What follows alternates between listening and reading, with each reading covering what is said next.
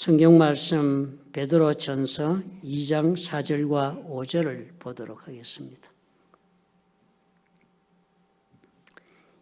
베드로전서 2장 4절과 5절을 우리 같이 합독하십시다. 사람에게는 버림바가 되었으나 하나님께는 택하심을 입은 보배로운 산돌이신 예수께 나아가 너희도 산돌같이 신령한 집으로 세워지고 예수 그리스도로 말미암아 하나님이 기쁘게 받으실 신령한 제사를 드릴 거룩한 제사장이 될지니라. 아멘. 4절과 5절의 말씀은 우리에게 당부하시는 대로 저와 여러분이 거룩한 제사장이 되어야 한다라는 당부의 말씀입니다. 하나님께서 최초의 그 인류를 창조하신 다음에 바로 그 처음 사람인 아담에게 할 일을 주셨다는 사실은 대단히 그 상징하고 있는 의미가 큽니다. 에덴의 동쪽에 동산을 만드셨습니다. 그것이 바로 낙원이라고 우리가 그렇게 말합니다. 그리고 그 낙원의 가운데 아담을 살게 놓으신 후에 창세기 2장 15절에 보니까 하나님이 곧바로 이런 말씀을 주십니다. 여호와 하나님이 그 사람을 이끌어 에덴 동산에 두어 그것을 경작하며 지키게 하셨다. 에덴 동산 낙원인데 무슨 할 일이 있었는지 모르겠습니다. 그런데도 불구하고 하나님께서는 아담에게 할 일을 주신 거예요. 이 에덴 동산에 있는 동안에 너는 이 동산에서 일하고 그리고 이 동산을 관리해라 그랬습니다. 일한다는 것은 무슨 생산을 낼 것을 뜻합니다. 추수를 만들 것을 계획하고 농사를 짓는 것처럼 그렇게 일해라, 결과를 내도록, 즉 무엇을 새롭게 생산하도록 일하고 그리고 현재 주어진 것을 잘 관리하는 이 두 가지를 해라 그렇게 당부하신 것입니다. 그러니까 이렇게 낙원을 돌보는 일이 이랬던 것입니다. 하나님의 것을 대신해서 경작하고 관리하는 그런 일이었으니까 우리가 요즘 잘 알고 있는 우리말로 아담에게는 청지기의 그런 직분이 부여되었습니다. 그러니까 하나님 앞에서 하는 일의 성격은 청지기로서 그 일을 감당하는 것이었습니다. 주인의 일을 내가 대신해서 집행하는 그런 사람이 된 것입니다. 낙원의 씨는 아마도 창조주신 하나님께서 만드신 까닭에 아담이 일하지 않더라도 그 유지나 관리에 무슨 문제가 있을 까닭은 전혀 없었을 것입니다. 그럼에도 불구하고 아담과 하와에게 일을 주신 이유는 그 아담이 하와와 더불어 장차 이루어 나갈 공동체가 있었기 때문입니다.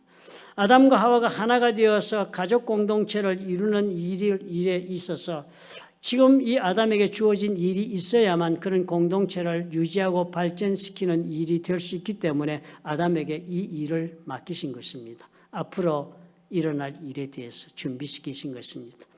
그래서 아담과 하와가 함께 일을 해서 낙원에서 이 두 사람이 살아가는 하나가 되는 이 공동체가 그리고 시작되고 그리고 자라기 시작했습니다. 하나님의 애초의 계획은 저들에게 창조 시에 이미 주어져 있었습니다. 창세기 1장 27절에 보니까 하나님께서 사람을 창조하시면서 하나님이 그들에게 복을 주셨다. 그리고 하나님이 그들에게 이르시되 생육하고 번성하여 땅에 충만하라. 그래서 이 운명적으로 하나님은 창조하신 사람들이 앞으로 생육하고 번성해서 충만하도록 그렇게 다 주님께서 세팅을 해 놓으시고 계획을 그렇게 세우시고 진행하시는 그 첫 번째가 바로 아담과 하와가 낙원에서 하나님 동산을 관리하면서 일하는 것으로 출발하게 그렇게 하신 것입니다. 그렇게 주어진 일이 그러니까 가장 의미 있는 일이었을 것입니다. 그리고 그 일은 한 사람의 역할로도 할 수 있는 일이 못 되었습니다. 그렇기 때문에 아담을 바라보고 하나님이 좋지 않구나, 혼자서 내가 계획한 일을 하기에는 부족하구나 라고 생각하시고 그래서 돕는 배필, 즉 하나님께서 계획하신 이 공동체를 만들고 발전시키셔서 생육하고 번성하고 땅에 충만한 하나님의 자녀들이 공동체를 만드는 일에 배필로, 도움을 주는 배필로 하와를 그렇게 만들어 주신 것입니다. 그러니까 이 일은 어떻게 해요? 이 두 사람이 함께해서 이 번성하는 일로 나아가는 그런 공동체의 역할을 감당해야 하는 일이었습니다. 대단한 그런 의미가 이 가운데 그렇게 주어져 있었습니다. 그럼 이 일은 어떤 일이었습니까? 혼자 할 수 있는 일이 아닌 둘이서 함께해야 될 일, 또 공동체를 만들어야만 감당할 수 있는 그런 일들이었습니다. 그런 이 일은 하나님께서 허락하신 일이니까요. 낙원에서 저들이 부과받은 이 일은 아마도 저들의 하나 되는 삶을 위해서는 기쁨의 근원이 되는 일이었을 것입니다. 이 일을 하면서 저들은 존재 가치를 발견했을 것입니다. 왜 하나님께서 나와 내 아내를 창조하시고 이곳에 있게 하셨는지 그 의미를 발견하는 것이 바로 이 일을 통해서 이래서 우리 하나님이 우리에게 이렇게 이 자리에 창조하시고 살게 하셨구나. 이래서 우리 하나님께서 우리에게 이런 일을 허락해 주셨구나. 그래서 그 발견과 더불어 아마 그들의 삶은 일하는 기쁨으로 또 일을 하는 그 기쁨을 통하여 얻는 만족으로 행복한 나날이 이어졌을 것으로 믿어집니다. 하나님의 질서에 있어서 공동체를 이루기 위해서는 이런 노동이 반드시 필요했습니다. 거저 얻어지는 것이 아니었습니다. 어느 공동체도 그는 까닭에 그냥 저절로 생겨나는 법이 없습니다. 보니까 어떻게 해요? 아담과 하와를 통해서 만들어 나가도록 우리 하나님 그렇게 시작하신 것입니다. 그리고 그렇게 이루는 공동체는 어땠습니까? 구성원 모두가 다 하나님 앞에서 함께 참여해서 일하는 그런 공동체였습니다. 자신의 능력을 가지고 그 공동의 임무에 공헌하는 일에 있어서 어느 누구도 면제되거나 제외되거나 소외되어서는 안 되는 일이 바로 그런 일이었습니다. 하나님께서는 원래 이런 공동체를 의도하셨습니다. 낙원에서 이런 공동체를 만들어서 행복한 하나님의 그 계획을 다 이루어내는 인간들이 사는 공동체를 만들고자 했던 것입니다.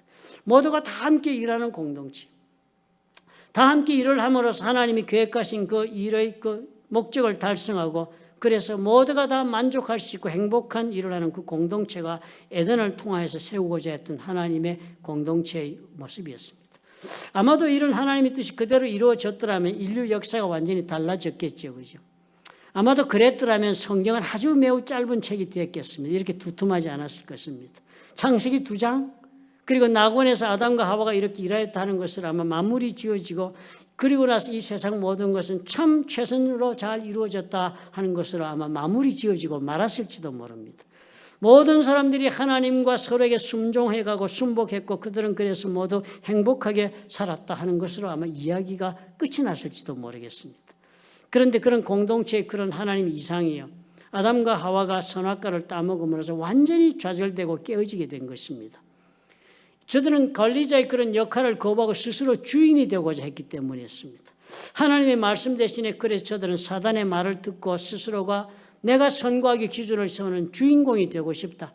하나님이 선과학의 주인이 아니라 내가 선과학의 기준이 되는 사람이 되고 싶다고 욕심을 부리고 그래서 그랬기 때문에 하나님의 땅 낙원에서는 살 수 없는 사람들로 스스로 선택했기 때문에 그들은 낙원에서 떠나야만 했습니다. 낙원을 떠나서 그들이 잃어버린 것은 낙원만이 아니었습니다. 그들이 낙원을 떠남으로써 그들은 이런 것이 많았습니다. 낙원만 이런 것이 아니라 첫 번째로 이런 것이 가족 공동체의 그 관계를 다 상실했습니다. 공동체가 파괴되었습니다. 창세기 3장 16절에 보니까 그 깨어지는 모습을 하나님이 이렇게 적었습니다. 여자에게 이르시되 내가 내게 임신하는 고통을 크게 더하리니 네가 수고하고 자식을 낳을 것이며 너는 남편을 원하고 남편은 너를 다스릴 것이라 그랬습니다. 여자에게 이런 큰 아픔을 주었습니다. 여자의 존재에 가장 위협적인 것이 임신과 출산 아닙니까? 그죠? 그 위험을 하나님께서 위협적 그런 사건을 겪지 않고서는 존재할 수 없도록 내 생명이 얼마나 위기에 처해 있는가를 여자들은 수시로 깨달을 수 있도록 이런 고통을 가하시고 그리고 두 사람의 관계는 변질되고 말았습니다. 서로가 하나 되는 관계가 경쟁하고 우월성을 다투고 지배하려고 애쓰고 서로 소유하려고 애쓰는 그런 관계로 변질되고 말았습니다. 어마어마한 것을 잃어버렸습니다. 그리고 나서는 또 무엇이 달라졌습니까? 일의 내용도 변질이 됐습니다. 하나님의 기쁨이 되는 그 삶의 의미를 발견하고 기쁨의 근원이 되는 그 일이 이제는 변모되어서 내용이 이렇게 변질이 됩니다. 창세기 3장 17절에 보니까 땅은 너로 말미암아 저주를 받고 너는 내 평생에 수고하여야 그 소산을 먹으리라.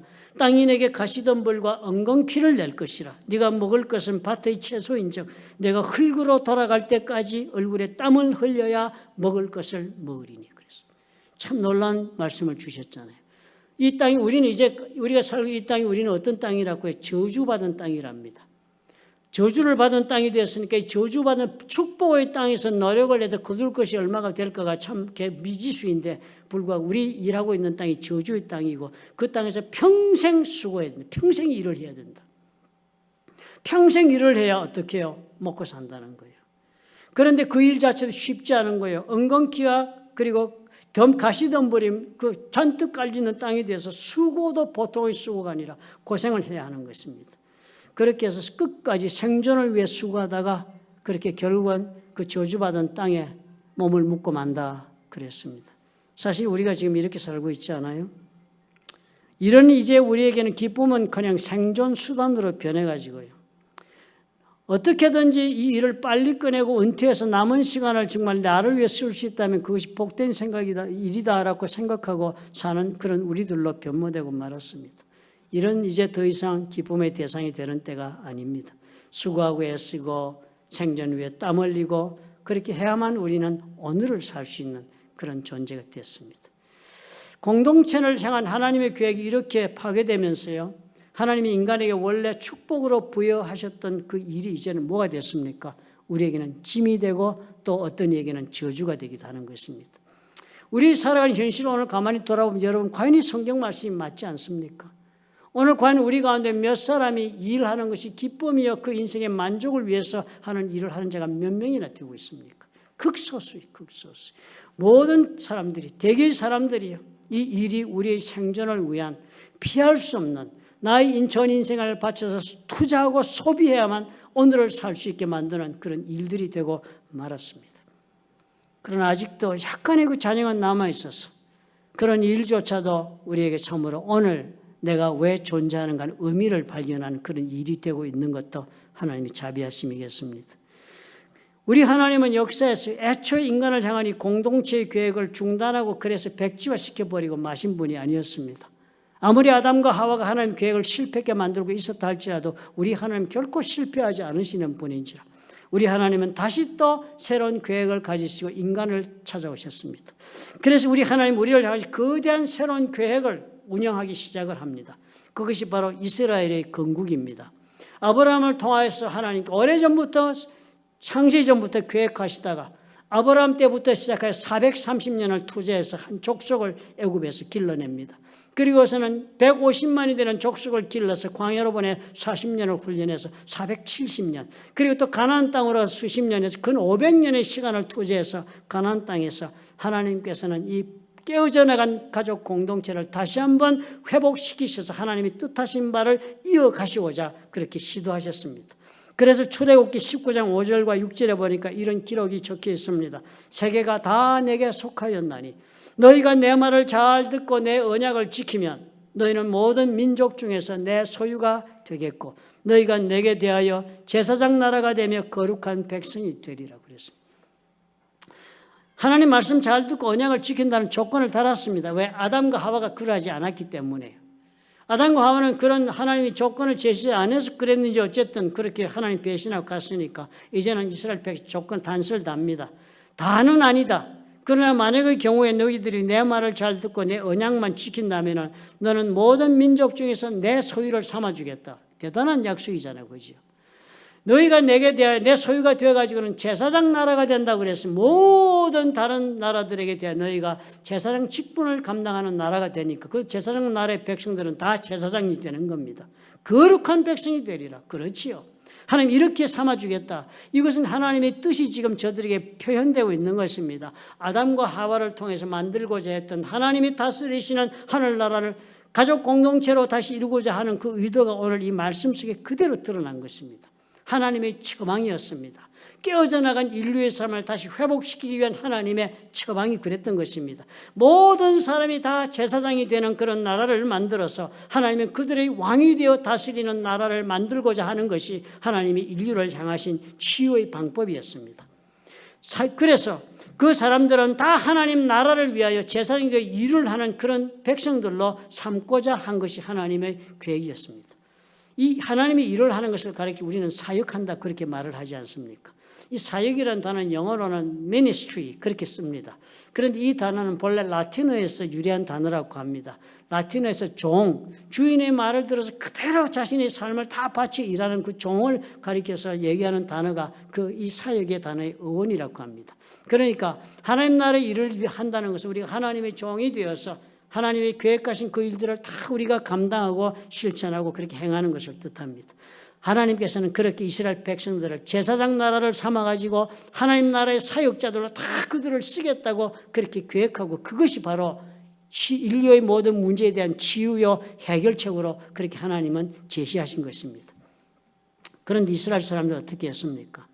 이런 하나님의 기쁘신 뜻을 받아들이지 않았습니다. 저들은 하나님 베푸시는 은혜도 감사했고, 하나님이 저들을 구원해 주신 것도 감사하고, 가나안 땅을 예비해 복으로 안겨주신 것도 감사하고 다 감사했습니다. 그래서 하나님을 믿기는 했습니다. 그러나 그들은 하나님의 뜻을 자신들이 뜻으로 받아들이고 꿈을 나누는 것을 원하지 않았습니다. 저들은 하나님이 왕이 되시는 나라가 되어서 살아가는 대신에 너무도 불편하다, 눈에 보이지 않는 하나님을 따라 산다는 너무나도 애매모호하다, 구체적으로 오늘 무엇을 할까를 지시하고 그렇게 인도하며 우리를 관리하고 이끌어줄 육체적인 사람인 왕이 필요하다라고 저들은 하나님 대신에 왕을 선택하기를 원했습니다. 그래서 그들은 이제 하나님의 계획을 또 한 번 다 좌절시키는 그런 사람들이 되고 말았습니다. 저들은 하나님으로부터 왕을 선물 받고, 그리고 왕을 받아서 사는 대신에 이제는 어떻게 해요? 그들은 모든 사람들이 하나님의 사역자가 되는 그런 축복을 누리는 나라가 되는 대신에 몇몇 지배자들만이 하나님을 위하여 일하는 자들로 선택받고 뽑힘받은 그런 나라로 변형되고 말았습니다. 그래서 소위 제사장이란 사람들, 소위 선지자란 사람들, 그런 사람들만이 하나님의 일을 하는 그런 나라가 되고 말았습니다. 저들에게 모두에 주어진 하나님의 백성으로 회복되어 살 수 있는 기회를 저들은 저렇게 스스로 저버리고 말았습니다. 우리 하나님께 남은 수가 이제는 방법이 신의 한 수가 무엇이었습니까? 마지막 한 수. 이제는 이 모든 인류에게 하나님께서는 예수 그리스도로 이 땅에 오시는 길밖에는 해결이 없었습니다. 아브라함을 선택하고 그들의 왕이 되어 다스리는 것도 거절당했습니다. 그러면 이제는 다른 어떤 방법도 저들이 남아있지 않았습니다. 그래서 하나님께서 스스로 사람의 몸을 입고 이 땅에 오셔서 직접 하나님이 우리 가운데 역사하시며 이 문제를 해결하고자 하신 분, 그분이 바로 예수님으로 이 땅에 오는 그런 사건이 된 것입니다. 이렇게 해서 오신 그 예수님을 통해서 앞으로 하나님이 어떻게 역사하고 현재 어떻게 역사하고 계신지를 설명하고 있는 구절을 오늘 우리가 읽은 베드로전서 2장 4절부터 5절의 말씀입니다. 사람에게는 버림바가 되었으나 그래서 예수께서 십자가에 못 박히심으로 우리의 죄를 사하시는 대과업을 완성하시는 것입니다. 그리고 부활하신 그 예수님께서는 그렇게 되었지만 하나님께는 택하심을 입은 보배로운 사한돌이신 예수께 나아가 너희도 사한돌같이 신령한 집으로 세워지고 예수 그리스도로 말미암아 하나님이 기쁘게 받으실 신령한 제사를 드릴 거룩한 제사장이 될지니라. 폐얼하고 일어나고 뭐라고 하고 있습니까? 예수님 덕분에 너희들 그 예수를 믿어가지고 그 예수님으로 말미암아 하나님이 기쁘게 받으실 거룩한 제사장이 되라, 이 말씀을 하시는 거예요. 이것이 또한 하나님 우리에게 주신 새로운 해결책이다, 그렇게 하신 것입니다. 어떤 해결책이? 동일한 해결책입니다. 이스라엘 백성을 세우는 저들 나가면 제사장 국가를 만들고 모두가 다 제사장 역할을 하도록 만들고자 하는 그 계획이 치유책이었던 것처럼 이제는 어떻게 해요? 모든 사람이 예수 그리스도를 통하여 예수 그리스도를 믿고 예수 그리스도로 말미암아서 거룩한 제사장이 되는 것이 나와 이 세상에 대한 해결책이 치유책이 되기 때문에 하나님 그렇게 말씀하신 것입니다. 명백하신 것이. 이제는 분명하게도 이제까지 이루지 못했던 그 계획을 예수님을 통하여 또 예수 믿는 제자들을 통하여 다시 이루고자 하시는 그 하나님의 의도가 동일하게 우리에게 보여지는 것입니다. 그렇기 때문에 베드로전서 2장은 다시 또 장황하게 설명한 다음에 또 정리해서 이렇게 그 말씀을 반복합니다. 베드로전서 2장 9절은 이렇게 적습니다. 그러나 너희는 택하신 족속이다. 왕같은 제사장들이여 거룩한 나라여 그의 소유가 된 백성이니 이는 너희를 어두운 데서 불러내 그의 기이한 빛에 들어가게 하시니 아름다운 덕을 선포하게 하려 하십니다. 그래서 우리가 이런 존재라는 거요. 가만히 한번 이 말씀 우리가 생각해 보십시오. 너희는 택하신 족속이요. 우리가 택함을 받은 족속이라는 사건은 우리가 예수 믿으면서 다 일어난 것이 확인되었습니다. 그렇죠? 요한복음 15장 16절에 예수님 그렇게 말씀하셨잖아요. 너희가 나를 택한 것이 아니요 내가 너희를 택하여 세웠다. 우리가 예수 믿고자 한 것도 내가 예수 믿어야지 선택한 것이 아니라 하십니다. 우리는 그렇게 마음먹고 교회를 나온 자는 아니다. 그렇게 일어난 모든 일은 바로 내가 너희를 선택해가지고 이 자리에 어포인트, 지명해 놓았기 때문에 이 자리에 너희들이 와 있는 것이라고 주님 말씀하시고 일은 이렇게 우리 예수 믿으면서 일어난 것입니다. 또 거룩한 나라가 되고 이런 백성들이 모여서 하나님 앞에 영접하는 하늘의 자녀가 되는 그런 놀라운 그런 그룹을 이룹니다. 요한복음 1장 12절에 보니까 영접하는 자 곧 그 이름을 믿는 자들에게는 하나님의 자녀가 되는 권세를 주셔서 우리는 예수를 믿어 그 믿음 가운데 한 하나님의 자녀가 되고 한 가정을 이루고 한 나라를 이루는 그런 소속이 됐습니다. 고린도후서 6장 16절은 또 이렇게 말합니다. 우리는 살아계신 하나님의 성전이라. 이제는 이스라엘 예루살렘에 있던 성전은 불타 없어졌지만 그렇다고 성전이 없어진 것이 아니라 지금 우리가 바로 하나님의 성전이 되어서 하나님 우리 가운데 거하시고 우리는 그 하나님을 모시는 그런 사람들이 되었다는 거예요. 이 모든 일이 지금 우리 가운데 다 일어났습니다. 그런데도 불구하고 지금 우리를 돌아보니까 어떻게 해요? 유독 우리는 참으로 이상하게 이 많은 것들 중에 한 가지를 우리가 행하지 않아도 되는 것을 생각하는 것이 있습니다. 그게 뭐죠? 왕같은 제사장들입니다. 이 자리에 계신 여러분 성도님, 오늘 우리가 이 말씀 보지만 나 제사장이야 그렇게 생각하고 계신 분이 과연 몇 분 계십니까? 그 목사 아니야? 이렇게 생각할 것입니다. 어떤 경우에는. 이미 직분은 우리에게 이렇게 주어져 있습니다. 베드로전서에. 우리는 여전히 이전의 관습과 전통 그리고 조직의 장벽에 가로막혀서 교회라는 이 정치 조직, 제사장의 직분을 우리가 행사하는 대신에 우리는 어떻게 소수의 사역자들에게 이 사역까지를 다 맡겨두고 우리는 그렇게 신앙생활하고 있습니다. 마치 이스라엘 백성들이 제사장에게 제사 지내는 거 맡겨두듯이요. 하나님께서 예수 그리스도를 이 땅에 보내신 것은 단지 저와 여러분을 구원해서 천국으로 데려가기 위한 것만이 아니었지 않습니까? 요한복음 우리 17장 보면서 배우지 않았습니까? 하나님께서는 우리 모두를 통해서 하나님께서 모든 인류를 향하여 가지고 계신 그 회복, 공동체를 회복하는 일을 우리를 통해서 이루고자 계획하고 계셨던 것을 우리가 발견하지 않았습니까? 이스라엘에게 애초에 그래서 계획하셨던 일이었고 하나님께서 그래서 저들의 왕이 되시고 저들은 하나님께 대해 제사장 나라가 되는 일, 그랬음에도 불구하고 저들이 하나님으로 왕을 모시고 사는 것 거부한 까닭에 이때까지 지연되어 온 일들이었습니다. 그걸 지금 보니까 하나님께서는 예수님을 이 땅에 보내서 다시 진행하고자 하고 계신 것이 분명히 그 말씀에 드러나는 것입니다. 하나님께서 우리를 향하여 가지고 계신 꿈이 있는 거예요. 공동체를 회복해서 우리의 삶을 다시 회복하여서 천국의 백성답게 살아 이 세상을 변화시키고자 하는 하나님의 꿈이 우리를 향하여 지금 세워져 있는 것입니다.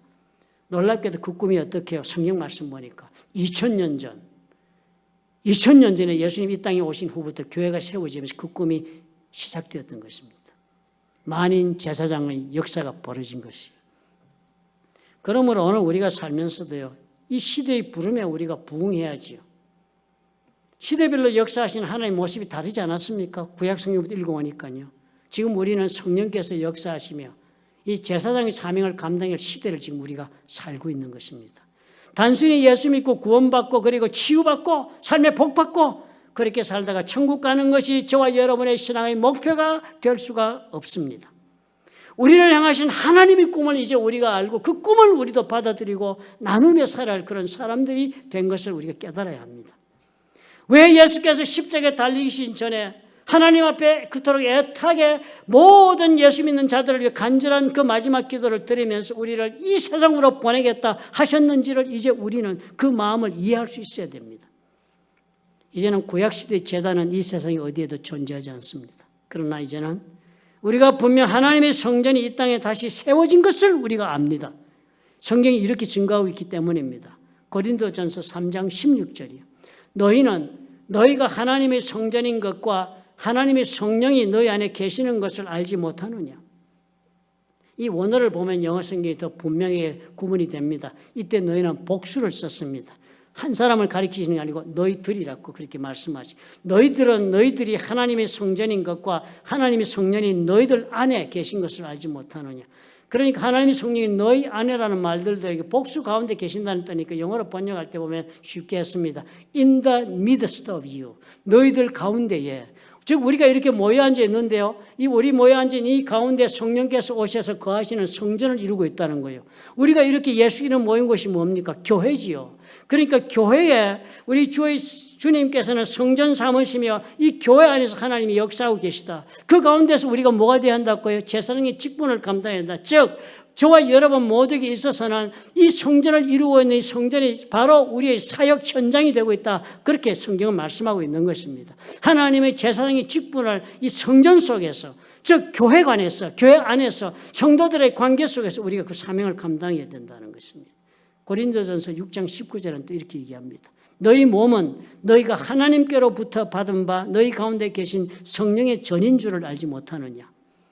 반어법을 썼습니다. 알지 못하느냐. 그래서 이건 확실히 알아야 한다 라고 말씀하는 거예요. 너희 몸 이럴 땐 단수입니다. 원어를 보니까 나를 가리킵니다. 너 가리킵니다. 너 한 사람은 너희가 하나님께로부터 받은 바 너희 가운데 계신 성령의 전. 너희가 성령을 받았는데 그 성령이 어디 계시겠느냐. 바로 너희 속에 성전 삼고 그 성령이 계시다. 성령은 예수님의 영이요 그 성령은 하나님의 영이시니까 바로 하나님께서 영으로 너희 속에 와 계신 것을 알지 못하느냐. 그거 꼭 알아야 한다. 그러니까 어떻게 해요? 이 개인이 제사장의 사역을 감당하는 주체가 되는 것입니다. 나는 하나님의 제사장의 사역을 감당하는 주동자, 주체자가 되고, 그리고 내가 여러분과 함께 이루는 이 교회가 그 사역의 현장이 되고, 그 교회는 그리하여 세상을 다하여 주님께서 당부하신 사명을 감당해야 하는 것입니다. 제사장의 사역이 어떤 것이라고 여러분 생각하십니까? 베드로전서 2장 9절은 지금 이렇게 아름답게 설명을 합니다. 제사장의 사명을 이는 그렇게 하나님이 소유된 백성으로 삼고 왕같은 제사장을 삶은 이는 그 까닭은 너희를 어두운 데서 불러내요. 이 어두운 데란 말은 예전에 예수 믿지 않고 사단의 그 영향력 아래 살던 때를 말하지요. 저희 종 되었을 때. 그때 어두운 데서 불러내어 거의 기이한 빛에 들어가신 하나님의 빛이 너무나도 기이한 빛이니까 생명의 빛이 너무나도 놀라운 빛이니까요.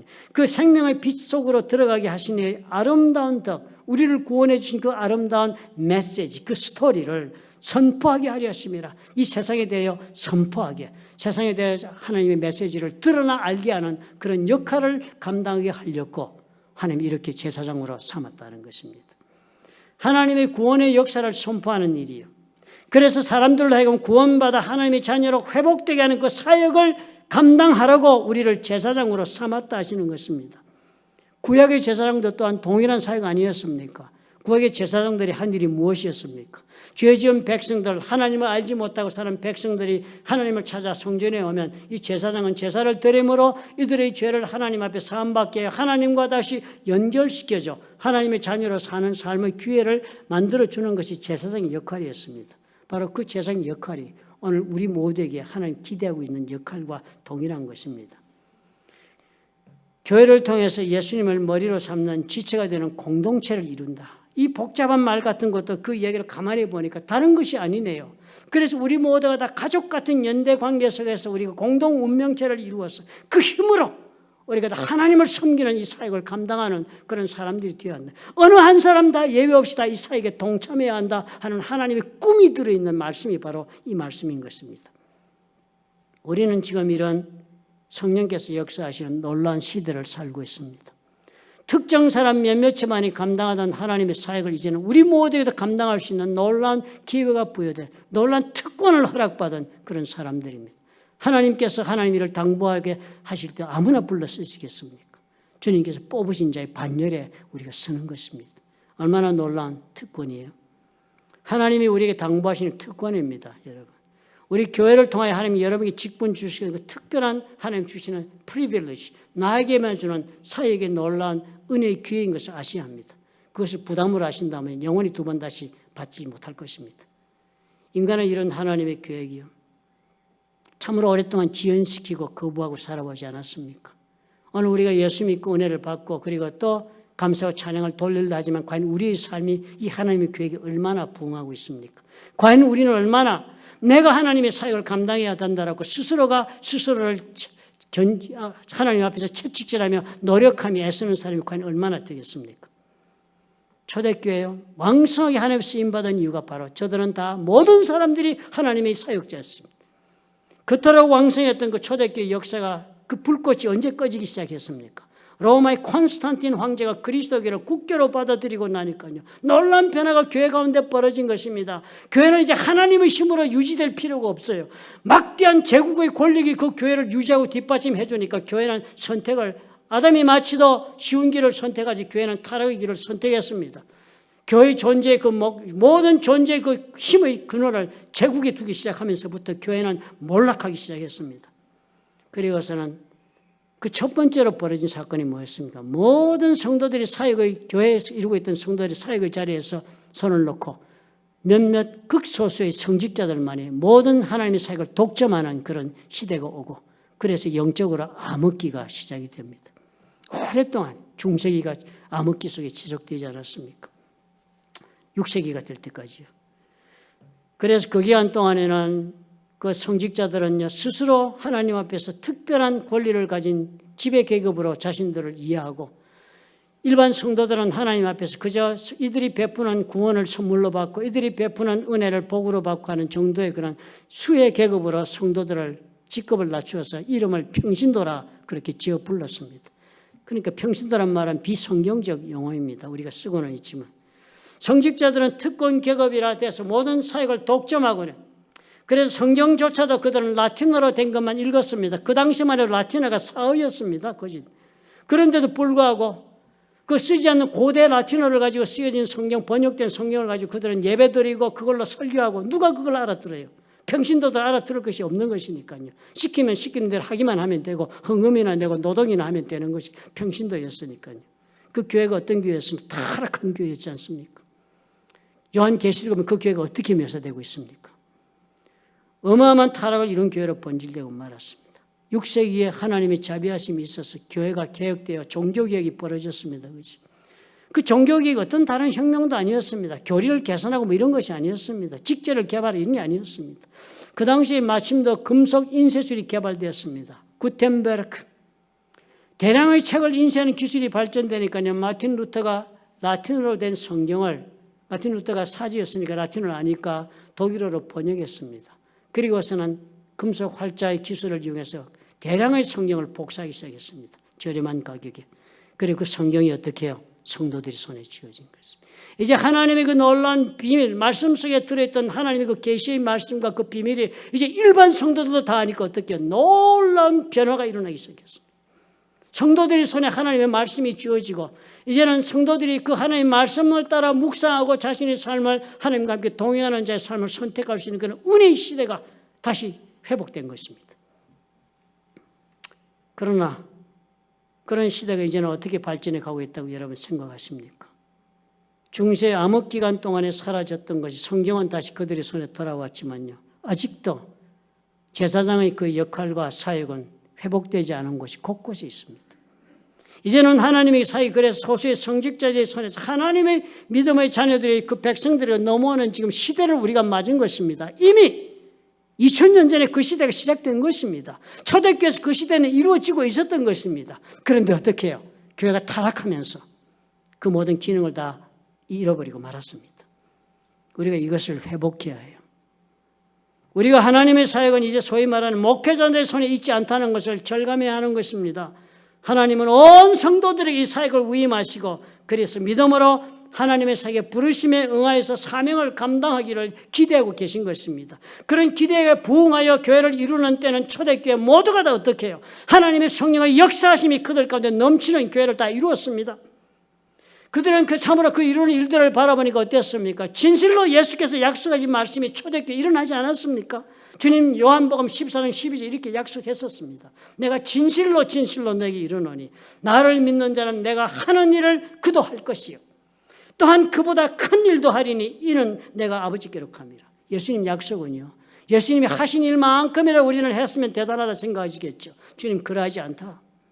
성령이 임하시면 너희들이 그 성령으로 이루어지는 교회 속에서 가족 공동체를 이루어, 그리고 너희들이 다 제사장의 사명을 감당할 수 있기만 하다면 이제는 내가 한 일보다 더 큰 일을 행하리라. 사도행전에 어떻게 적혔습니까? 더 큰 일을 한 것으로 기록되어 있습니다. 우리는 이제 예수께서 하시던 사역을 이제는 주님의 당부하심을 따라 제사장의 직분을 우리가 수용하고 그 사명을 감당하는 그런 사람들로 변화되어야 합니다. 예수님의 그 하시던 일, 예수님의 사역은 무엇이었습니까? preaching, 설교하시고 말씀 전하시고, teaching, 가르치고, 힐링, 치유하시는 이 세 가지 사역을 지금 우리가 다 성령의 이름으로 제사의 직분을 감당하면 우리를 통하여 하나님은 얼마든지 펼쳐나가시는 그런 약속을 지금 오늘 우리가 발견하지 않습니까? 하나님의 위대한 약속이 있으면 우리가 잊지 마십시다. 우리는 그저 예수 믿고 단순히 그냥 개인의 복이나 받고 개인적으로 잘 살다 천국 가는 것이 우리의 목적이 아닙니다. 하나님이 우리를 향하신 큰 뜻은 이 세상을 향하여 우리가 이 직분을 감당하여 그 어느 누구도 줄 수 없는 삶의 회복과 세상의 회복과 가정의 회복과 교회 회복을 우리 손을 통해 이루시기를 원하시는 것이 저와 여러분을 향한 하나님의 뜻인 것을 우리가 깨달아야 할 것입니다. 초대교회가 얼마나 생명력이 넘쳤습니까? 초대교회가 얼마나 하나님의 능력을 경험하며 살았습니까? 그 교회는 지금도 가능하다는 것이 오늘 성경 말씀이 우리에게 주시는 약속의 말씀이심을 우리가 믿음으로 받아들여야 할 것입니다. 하나님께서 허락하셨던 하나님의 임재하심으로 인한 모든 그 역사는 오늘도 저와 여러분의 삶 속에 가능합니다. 성경이 그것을 약속했기 때문입니다. 그리고 그 약속하신 예수님이 오늘도 성령으로 저와 여러분 가운데 와 계시며 살아계시고 역사하시기 때문입니다. 믿으시면 아멘 하시기 바랍니다. 기도하겠습니다. 좋으신 아버지 하나님, 깨닫게 주님이 도와주시니 감사합니다. 우리가 참으로 복음의 수혜자, 하나님에게 주님 수동적으로 은혜만 입고 사는 근근히 살아가는 그런 영적인 존재가 아니라 우리 하나님 앞에서 예수 그리스도를 머리로 삼아 가족 공동체를 이루고 하나님의 사명을 감당하는 사역을 아버지 우리 감당할 때 놀라운 역사를 이룰 수 있는 아버지의 지금 놀라운 믿음의 역사의 단체가 되고 개인이 될 수 있음을 우리가 오늘 발견했습니다. 아버지 도와주시옵소서. 이렇게 무기력하게 사는 삶이 아니라 능력 가운데 소망 가운데 기쁨 가운데 살 수 있는 것이 우리의 약속된 삶임을 믿음으로 받아들이는 훌렀던 좋은 게 성도들이 될 수 있도록 아버지여 축복해 주시옵소서. 예수님 이름으로 기도합나이다. 아멘.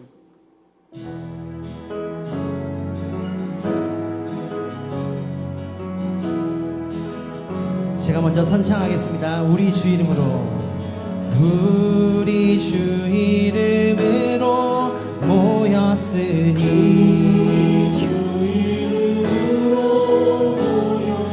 이미 우리 가운데 주 계시네.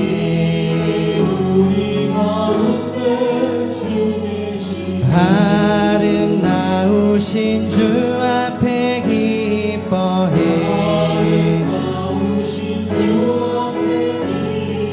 우리 모두 한 아버지 부르네.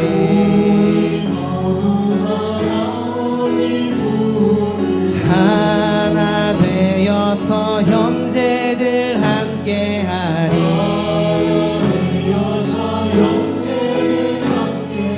어찌 그리 선하고 아름다운가.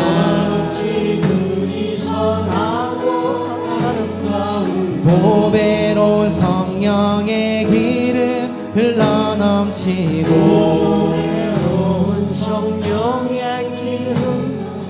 영생의 축복 우리에게 주시네.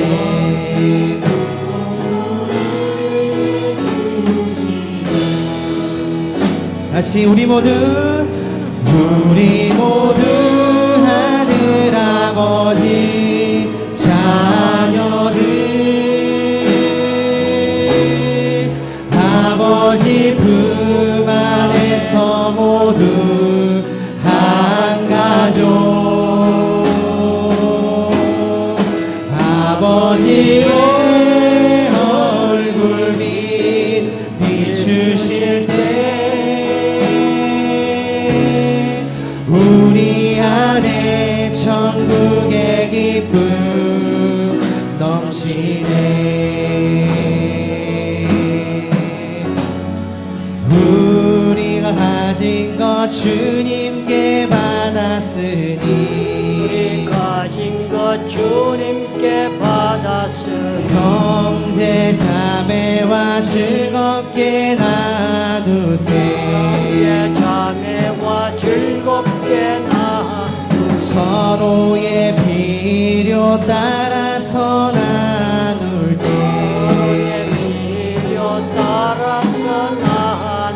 하나님 나라 이곳에 임하시네.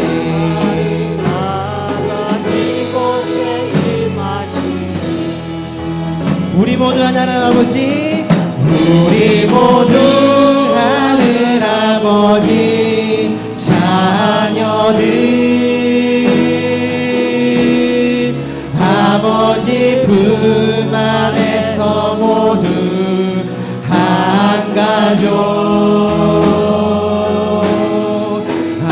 아버지의 얼굴빛 비추실 때 우리 안에 천국의 기쁨 넘치네. 우리 한 번 더, 우리 모두 하늘 아버지, 우리 모두 하늘 아버지 자녀들 아버지 품 안에서 모두 한 가족 아버지의 얼굴빛 비추실 때 우리 안에 천국의 기쁨 넘치네. 우리 안에 천국의 기쁨 넘치네.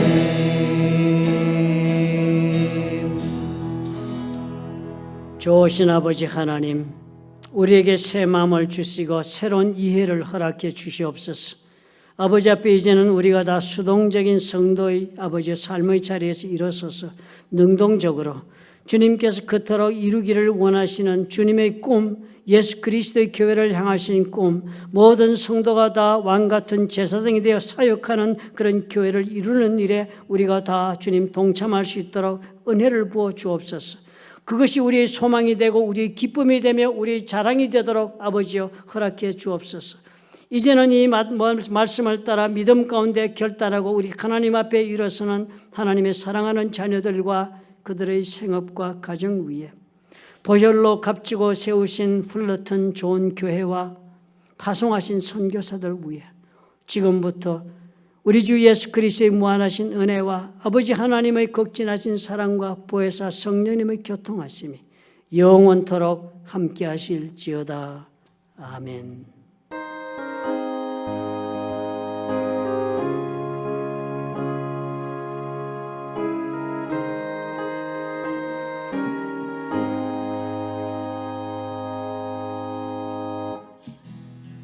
우리 모두 하늘 아버지 자녀들 아버지 품 안에서 모두 한 가족 아버지의 얼굴빛 비추실 때 우리 안에 천국의 기쁨 넘치네. 우리 모두 하늘 아버지, 우리 모두 하늘 아버지 자녀들 아버지 품 안에서 모두 한 가족 아버지의 얼굴 비추실 때 우리 안에 천국의 기쁨 우리 안에 천국의 기쁨 넘치네.